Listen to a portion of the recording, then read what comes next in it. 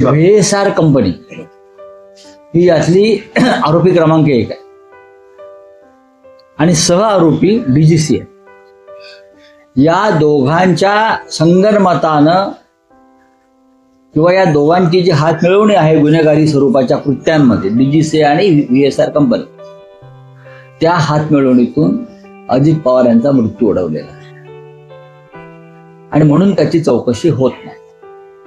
VSR कंपनीमधले अज्ञात भागीदार कोण आहेत बेनामी, तर ते आंध्रचे राजकारणी, महाराष्ट्रातले काही राजकारणी,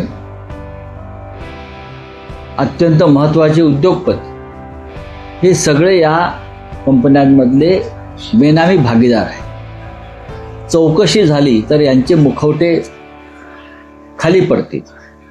DGCA ही या देशातली सगळ्यात भ्रष्ट सरकारी यंत्रणा आहे। खरं म्हणजे ते कॉन्ट्रॅक्ट किलर आहेत असं मी नेहमी म्हणतो। DGCA कॉन्ट्रॅक्ट किलर आहे। अहमदाबादमध्ये 300 पेक्षा जास्त लोकांचे बळी हे DGCAच्या हलगर्जीपणामुळे गेले। अजित पवारांचा बळी त्यातूनच गेलेला आहे।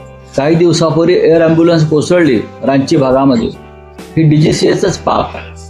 DGCA फक्त भ्रष्टाचार करते, आपल्या हव्या त्या लोकांना लायसन देते किंवा काढून देते। साहेब, आता आपण VSR आरोपी क्रमांक 1 म्हणालात। VSR कंपनीने काल देवेंद्र फडणवीसांनी आणि सुनेत्रा यांनी प्रवास केलेला विमान।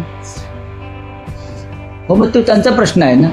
त्यांचं स्वतःचं वेगळं विमान असेल VSR कडे दिलेलं। VSRचे स्वतःच्या विमानं कमी आहेत आणि राजकीय नेत्यांची विमानं VSR आपल्याकडे ठेवतो।